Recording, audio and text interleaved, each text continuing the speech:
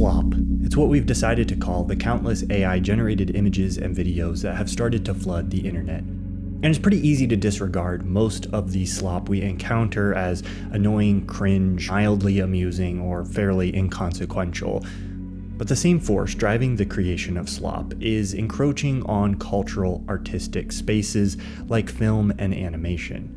When I encounter AI-generated images or videos, I don't know about you, but I get a very strange feeling. I have a kind of gut reaction that something is wrong with these images. There is part of me that is skeptical of this gut reaction. Am I falling into a trap that so many generations have fallen into before me? Am I, as the proponents of AI might suggest, just reflexively rejecting the next logical step in technological advancement because it represents an uncomfortable change? Am I merely repeating the pattern started by Plato when he critiqued the development of writing by arguing that it would cause humans to cease remembering? Or does my gut feeling that something is wrong about art generated by AI speak to something deeper and true? Does it reveal something about what art is for us as humans, and that whatever art is, trying to generate it using AI violates that thing in some way?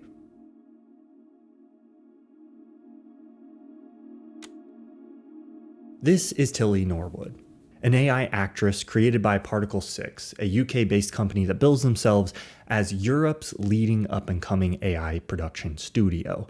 Tilly caused an immediate strong backlash from many in Hollywood. Actors frustrated at the idea of being replaced in an already competitive industry, with some seeing the artifice of Tilly as unsettling on a deeper level. Emily Blunt reacted to Tilly by saying, please stop taking away our human connection." Even if the technology is not yet developed enough for Tilly to show up in the next season of House of Dragon, it's pretty clear that some in Hollywood are not opposed to the creeping advance of AI. Some talent agencies have reportedly been circling Tilly. Ridley Scott has said he's trying to embrace AI, and Blumhouse's Jason Blum argued in reaction to Tilly Norwood that AI is here to stay, whether we like it or not, and that Hollywood shouldn't stick its head in the sand, but should instead embrace AI. As long as it can be done ethically and legally, he made sure to clarify. Ashton Kutcher called AI an amazing tool that we should learn to work with. And this is the most common refrain in support of using AI in art, that it's just another tool, that rejecting AI would be like rejecting digital cameras or computer animation in film. And it's this argument that the creators of Tilly use in their response to the backlash. I see AI not as a replacement for people, but as a tool. She is not a replacement for a human being, but a creative work, a piece of art. But is Tilly art? Could Tilly really be used to create art? Is AI just another paintbrush we can use to put strokes on the canvas, or is it something else? There are many potential reasons to be critical of AI. Environmental concerns, legal and ethical concerns, even mental health concerns. And while I'm worried about many of these, my goal here is not to address the entire complex issue that is AI as a whole. I'm going to focus on one small piece of this puzzle, a relationship between AI and art. I'm focusing on AI and art because I think this debate forces us to clarify our human relationship to this technology, and it's part of the discussion that is important to me. But we can't understand if AI can be a tool that artists can use, if it's something we should totally reject, or some balance in between if we don't understand what art is and what its purpose is for humanity and society in the first place. In Cave of Forgotten Dreams, director Werner Herzog takes us into the Chauvet Cave in France to see the oldest paintings ever discovered.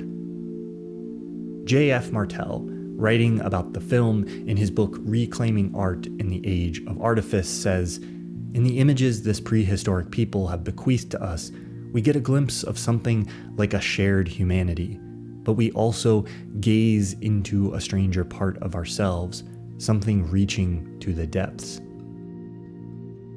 Seeing works of art made some 30,000 years ago, there is a striking sense of familiarity.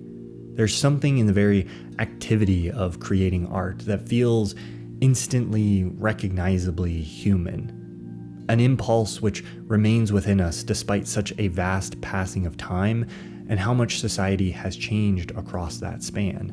What we find looking at this art is the mystery of who these people painting these images were and why they painted them.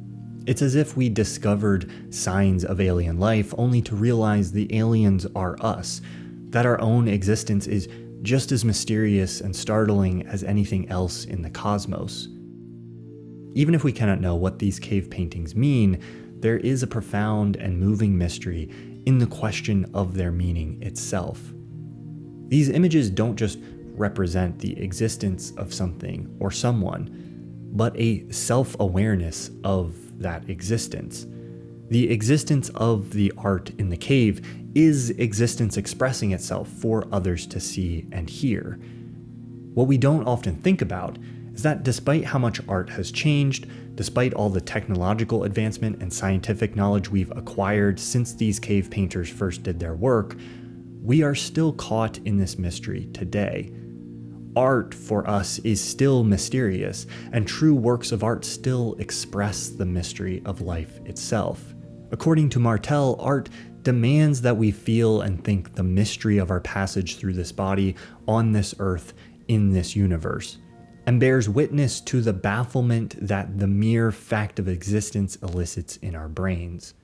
What is the impulse that connects the intricate carvings in Angkor Wat, these cave paintings, and the Sistine Chapel, with the mournful beauty of Debussy's Arabesque No. 1 or the hauntingly poetic images crafted by Andrei Tarkovsky in The Mirror? I see in all of them an attempt to express something the artist experienced, but struggled to quantify. An attempt to express a mysterious part of life that cannot be put into words. A desire to leave not just a mark on the world, but our mark. A mark that says something about who we are and our experience of life.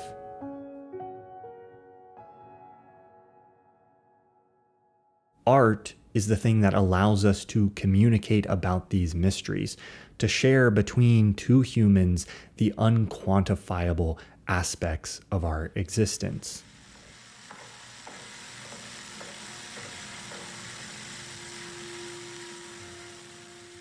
OpenAI, the company behind ChatGPT, recently released Sora 2, an AI model that allows you to easily generate AI videos that sometimes look startlingly real. But it is also a platform that allows you to view an infinite stream of these artificially generated videos. Scrolling through Sora induces a kind of dizzying, uncanny feeling in me. There is, of course, something familiar about this. It looks at moments like I might be watching a TikTok or Instagram reel, but there is something alien and strange about it as well. At times it evokes a chuckle, more at the nihilistic absurdity of the thing itself than any given video or joke created by the platform. But the overwhelming feeling I get looking at Sora, other platforms that feature streams of AI-generated images, Tilly Norwood, or reading a poem generated by an LLM, is a strange sense of emptiness. There is, to me, a perceptible vacancy to the entire thing. While the occasional AI image might initially grab my eye, I'm not drawn in by the same curiosity I feel when a human work of art grabs my eye. I do not want more. I'm simply left asking, why does this exist? What is it for?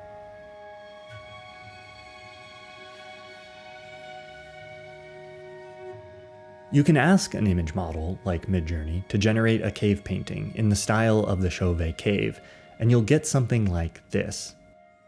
Setting aside the fact that this obviously wasn't skillfully crafted onto the contours of rocks some 30,000 years ago, it would be easy to critique this image by pointing out which details it gets wrong, tallying up all the ways in which the AI images do not measure up to the original in terms of quality or style. But I think doing so would miss the point, because this image, even if it got the details right, would still be missing something that the original paintings have. But what exactly is missing? If this AI image isn't art, then what is it? What do we call it? To answer these questions, I'm going to draw on the distinction made by J.F. Martel between art and what he calls artifice. In our lives, even long before the advent of AI, we have been surrounded by and inundated with designs, photographs, paintings, illustrations, graphics, symbols, videos, animations, and other creative works. Within this huge landscape, we find the stuff we typically call art, but we also find the same skills and techniques that are used to create art, used to create a lot of stuff that is something else. Most of us would probably agree, for example, that Van Gogh's Starry Night is a work of art, but would probably not think of a stop sign or an event flyer as art in the same sense. Martel calls this other category of thing artifice. It's important to note that artifice itself is not bad. The distinction here is not a value judgment, and there is obviously artistic craft and skill involved in the design and creation of artifice. Intent, creativity, composition, color theory are all employed to create an effective road sign or event flyer. So this distinction is not about diminishing the talent that is often needed to create good artifice or the necessity of artifice within our society. Martel says, artifice forgoes the revelatory power that is art's prerogative in order to impart information, be it a message, an opinion, a judgment, a physiological stimulus, or a command. The distinction between art and artifice lies in the purpose they serve, both for the creator as a means of expression and to the viewer.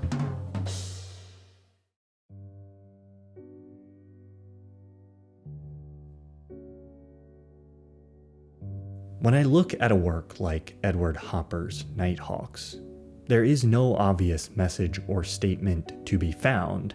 Instead, I find a strange sense of mystery, a weird juxtaposition of liminality, loneliness, and beauty that is hard to describe but which feels familiar to me. I get the same sense from Hopper's Morning Sun. Is this loneliness? Despair? Is the warmth of the sun about to awaken her from this melancholy, or is it somehow the cause of it, as if the warmth of its touch is making her long for something more? Is the emptiness on her face, which is reflected in the sparseness of the composition, connected to the industrial landscape that clouds her view from the window? Is Hopper suggesting that these emotions are the result of the modernist environment that was reaching maturity in the 1950s? I don't know, but he captures here in these paintings a feeling that I recognize. And in recognizing that feeling, I feel connected not just to the painting, but beyond that to the human expressing feelings through the painting. Now let's compare Morning Sun to these images created by Karl Lagerfeld for a 2010 campaign for the fashion brand Fendi. There's obviously a necessary level of artistic skill needed to craft and style these images, but unlike Hopper's original work, there is no mystery at their core. We do not need to wonder what the images are trying to express, what the model is feeling, or what emotion the photographer is trying to convey. We know the purpose of these images is to showcase the clothing, to get us to associate these clothes and the brand with the prestige of Hopper's art. The images are trying to get us to buy something. While I like these images, and I think Lagerfeld is obviously a talented photographer, Martel would argue, and I'd agree, that they are not art but works of artifice. Artifice isn't made for the purpose of exploring some deep, mysterious feeling. Artifice might use or evoke feelings, but its ultimate purpose in using those feelings is to convey information or to get the viewer to do something, whether that's drink a Pepsi or yield to oncoming traffic. And doing this can be important. You don't want a stop sign to express the profound mysteries of the universe. You just want it to clearly and effectively convince the viewer to take an action. Authentic art, by contrast to artifice, takes us out of the realm of the utilitarian altogether. Instead of trying to get us to do something or convey information, according to Martel, art astonishes and is born of astonishment. Astonishment, he says, is the litmus test of art, the sign by which we know we have been magicked out of the practical and utilitarian enterprises to confront the bottomless dream of life in sensible form. In this view, art is made and exists simply as an expression of and way to encounter the mysteries of life. And the astonishment that defines art can come in the form of grand expressions of religious wonder or more subdued, subtle examinations of emotion. It can come in something as small as attention to the way light plays across curtains blowing in the wind, or the simple beauty of how objects and color dance together in a room.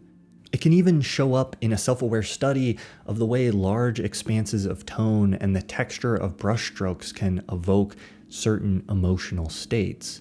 Martel explains that this astonishment comes not from transcending the uncanny strangeness and mystery of our everyday experience, but by awakening us to it. Astonishment is not necessarily a conscious end goal that the artist sets out to symbolize within the work. It is the driving motivation, something that comes through the process of creating art itself, which is revealed both consciously and unconsciously in the thousands of decisions made by the artist in the act of crafting a work. Each culture or individual has their own taste in what they value and a stylistic language that they use for expressing this astonishment. What astonishes one person or culture may confuse or bore another. But what all art has in common is this attempt at expressing our own astonishment at some aspect of existence itself. It can be astonishment in the face of profound joy, or the depth of agony that can exist in life, and everything in between.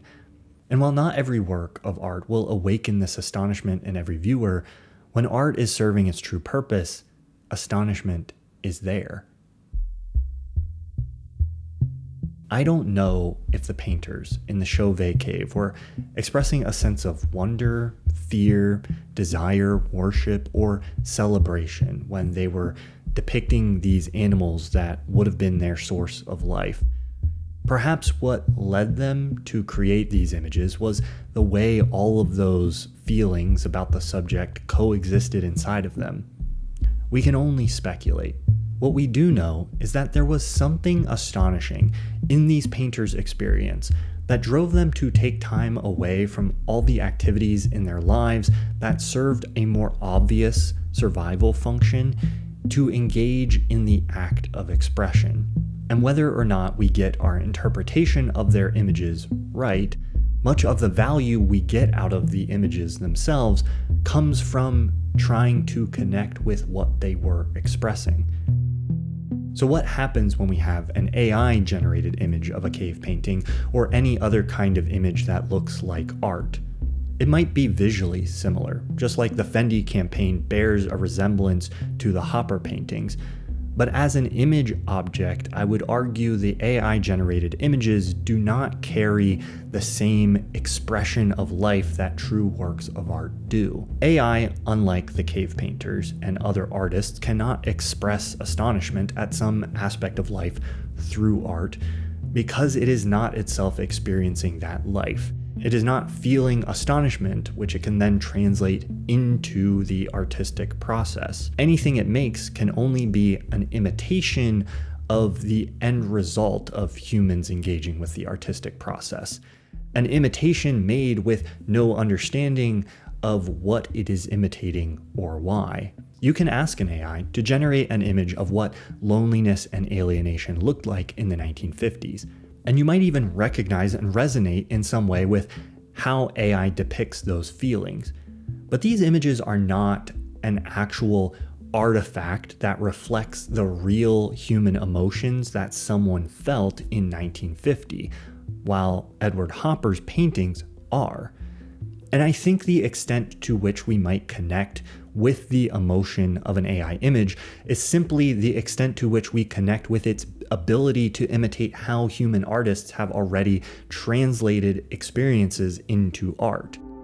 It can generate infinite variations of these imitations in every conceivable style, but it cannot add to the corpus of art something new, born out of a direct contact with experience. It does not have its own experience of loneliness to then express. And what draws me to a Hopper painting is not the content of the images themselves, not truly the end result, but what is behind them. A painting is not just graphic wallpaper meant to decorate a room or a museum. I don't look at his work to see a city street or a woman sitting in a bed. What draws me to Hopper is his perspective on these scenes, the way he captures certain feelings through how he constructs and paints the everyday. He saw the world in a certain way and expresses that perspective through his work, and his work connects me with another human's experience, while the artifice only connects me with the arbitrary elements of style that Harper may have used to communicate his experience. I believe much of what draws us to art is the artist's perspective, literally getting to see how their way of seeing the world gets encoded into their work.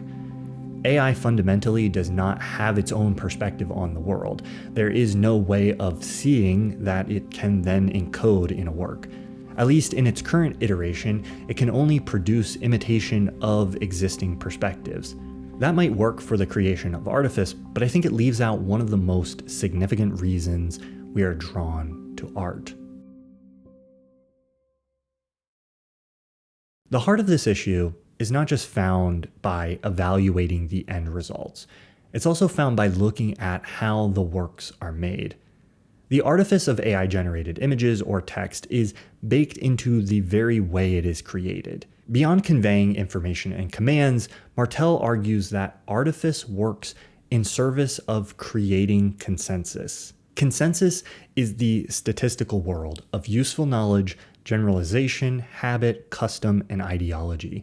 Works of artifice reinforce consensus by representing reality as though everything had already been mapped out. The machine learning algorithms that generate text and images literally work by using statistical and mathematical analysis to try to create predictive data. An AI-generated work is not created using the artistic process, it's created by visualizing consensus found in data and information. AI uses this consensus to reverse engineer an image in order to meet the desire or expectations that we give it through the prompt. The AI is a visual expression of the very consensus that Martel argues is antithetical to art. So while we might use it to generate something new in the sense that it might be a particular arrangement of pixels or words that has never existed before, it seems to me that AI cannot be a means by which true astonishment and mystery are captured and transmitted, because true astonishment and mystery are not pieces of data or information.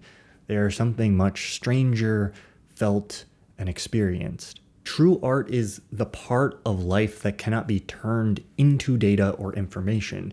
That's the whole reason why we encode these things into poems, paintings, or songs in the first place, instead of just describing them using logic and reason. But why should we care so much about the distinction between art and artifice? If we lose sight of the dividing line, we risk becoming victims to two unfortunate misunderstandings. First, we might treat works of art as artifice and lose out on allowing ourselves to experience the astonishment and connection that authentic art has to offer. Or we treat works of artifice as works of art and leave ourselves vulnerable and exposed to the ways artifice is trying to influence our thinking and behavior.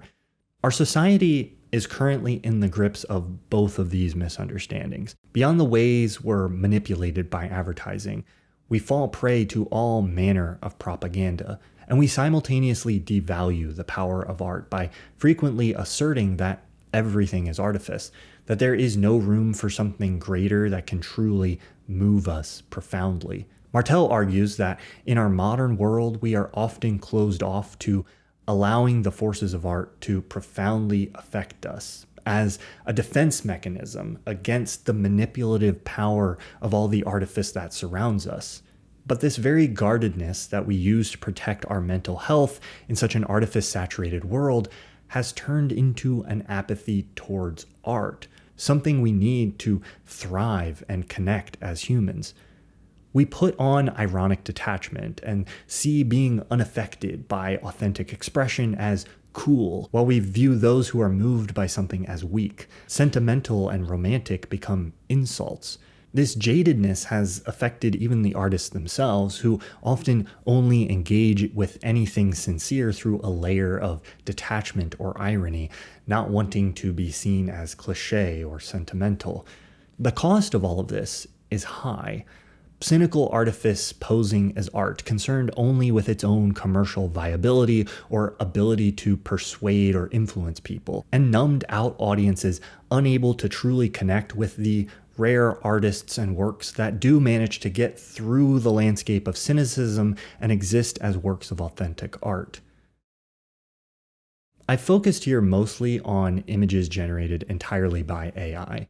But what if AI was just one small tool used in the process of making a larger work of art? This is, at least currently, the question that faces most filmmakers. I don't think any small piece of artifice within the larger work necessarily corrupts the entire thing. I don't personally think that just because a small amount of AI was used on part of Adrien Brody's performance in The Brutalist, that we should treat the entire film as if it has no artistic merit and that it should be called artifice. There seems to me an obvious gap between that and Tilly Norwood becoming a reality. And perhaps, as Jason Blum suggests, if we can iron out the ethical and legal issues with AI tools, we might be able to use them as a tool in our toolbox, in the same way that CGI and digital cameras are used. But I think we should be very hesitant to do so. Because what makes art a work of art is not just the end result, but the process we use to get there. True expression in art emerges from every tiny choice made in the process of bringing that art into reality as a representation of our experience and perspective on life.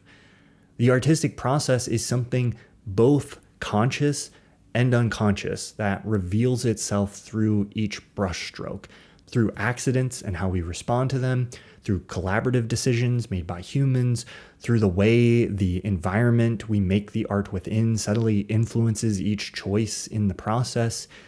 Each decision or accident we make in the process of creating art is an opportunity for meaning, perspective, and experience to sneak into the work, even when we're not consciously planning for that to happen. Any aspect of the process that we use AI for then necessarily removes you from the process.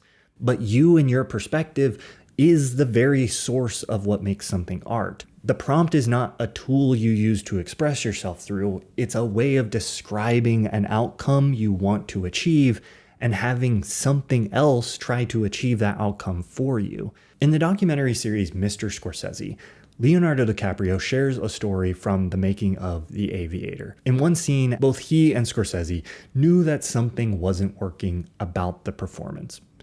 And Scorsese, after many takes, told him that, but did not want to tell him what to do to make it work. Because Scorsese knew it would be more valuable and more authentic in the performance if DiCaprio found what worked on his own. Scorsese did this because as an artist, he understands that the process matters. That even when working with a human, sometimes giving them an explicit outcome to work towards can be antithetical to the artistic process. If the essence of a work of art is often found in the very process of attempting to get to an outcome, AI disconnects us from that process. So if we want the machine to make our art for us, it strikes me that we may not understand the purpose of the art we're making, that the true value of that art is not a perfect outcome that we imagine AI will help us achieve, but the process we take to get to an outcome. And when we use AI, we risk undermining the very process that allows deeper meaning to emerge through our work. A typewriter might have made writing words more efficient, but it did not write the words for you. AI risks doing too much, and in that process, artistry loses out. If you want to make true art, rather than just artifice, I think you have to engage with the artistic process, not so that you end up with a perfect finished work at the end that makes the experience you're trying to express comprehensible, but in order to have a work that brings the audience along on your attempt to express the incomprehensible. This is why looking more closely at a work of art reveals deeper meaning, while looking closer at a work of artifice often reveals it to be less meaningful than it originally seemed.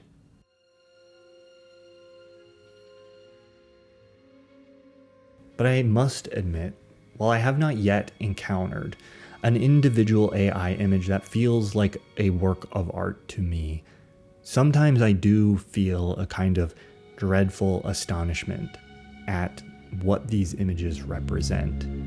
If we peer into this endless hall of mirrors constructed by some of the largest corporations on Earth, which attempt to reflect everything we've ever created back at us and ask why, what do we see? When I look at it this way, I see a work that astonishes me with its absurdity, surrealism, emptiness, and glut. An attempt to create a work that encompasses everything humanity has created, while simultaneously trying to remove as much of ourselves from the creative process as we possibly can. I see humanity trying to abandon its own involvement in the act of creation, leaving itself with only its desires, its prompts, waiting to be filled with increasing accuracy, precision, and speed. And maybe this attempt reveals a hidden desire for self-negation. That perhaps our desire to remove ourselves from the creative process itself is born out of a belief that we are fundamentally flawed, that we must overcome those flaws by creating a machine that transcends our imperfect abilities, one that can infinitely meet our needs with the touch of a button without ourselves or another human being needing to be involved, that can put an end to the unbearable mystery of it all. But what if we have it backwards? What if our involvement in the process, as messy as that may be, is the very thing we desire and are trying to satisfy with this endless cascade of novelty, information, and increasing productivity? What if we are seeking a machine that can perfectly fill our prompts when what we truly desire is for ourselves to be prompted by an artistic vision, to care enough about something, an experience or perspective on the world, that we want to do the creative labor ourselves, to falter through the decisions and learning process, finding the expression of that astonishment in each brushstroke? What if what we want is an artistic project where no shortcut is fulfilling because the project is not a means to an end, but fulfilling as a process in and of itself, as a part of life, which is not a problem to be solved, but a mystery to be astonished by? Imagine with me that perhaps 30,000 years ago, the Chauvet cave painters finished their work, put down their torches and charcoal, gathered around the fire together afterwards, and one of them said, "Wouldn't it be great if we could create something that would do the painting for us so that we wouldn't have to do it?" It sounds absurd to us when we hear them say it, but in many ways, that's the world we're living in today. In the interview where Jason Blum said the industry needs to embrace AI, he also said, the consumer does not care if what they're looking at is AI. And at first I thought, he's obviously wrong. Some people like myself do care about whether or not what they're looking at is AI. But on closer examination, I think he's right. A consumer does not care about whether or not what they're looking at is AI. A consumer is just looking for whatever might be available to fill the craving they have in that moment. Whatever might draw them in, appease them, and amuse them will do the job. And there is certainly money to be made in giving consumers what they want. But we have to ask ourselves, are we just here to appease consumers and to consume? Or do we want something more? Appeasing consumers is not the purpose of a work of art. If you are creating to appease or experiencing something for the sake of being appeased, you are within the realm of artifice. Art is not made for consumption, but for the sake of expression and connecting with yourself, others, and existence through that expression. While there is a place in this world for the creation and consumption of artifice, and that artifice can bring us a lot of joy and pleasure, if we lose sight of the special role that art can play in our lives, both as artists and audiences, I think we lose sight of a valuable part of being human that has been with us since the Chauvet cave. We cannot escape our desire for the connection provided by authentic art by getting better, faster, and more efficient at making artifice. Getting a clean shave is one of those things that always, to me, feels like a little bit of a risky endeavor. I used to be like, how bad is my face going to be mangled this time? But these days, when I do want a clean shave, I don't worry about it because of this razor created by Henson Shaving, my sponsor for this video. It leaves my skin feeling better than any other razor does. This is thanks to the engineering experience and the precision that Henson put into creating this new kind of razor design. I can tell you that this razor will leave your skin feeling better than other razors, but Henson is putting work into actually backing up that claim with research. They partnered with a medical imaging startup, and early research is showing that this razor leaves you with less razor burn than other popular brands. Henson used their experience designing aerospace parts for like the Mars rover and the International Space Station to design a razor that holds the blade with such incredible precision, and that's what gives them an edge, or we could say the least edge of any razor on the market. The other thing I love about this is it's an incredibly high quality aluminum razor. You buy it once. The replacement blades you can get anywhere for like $3 to $5 for a year's supply.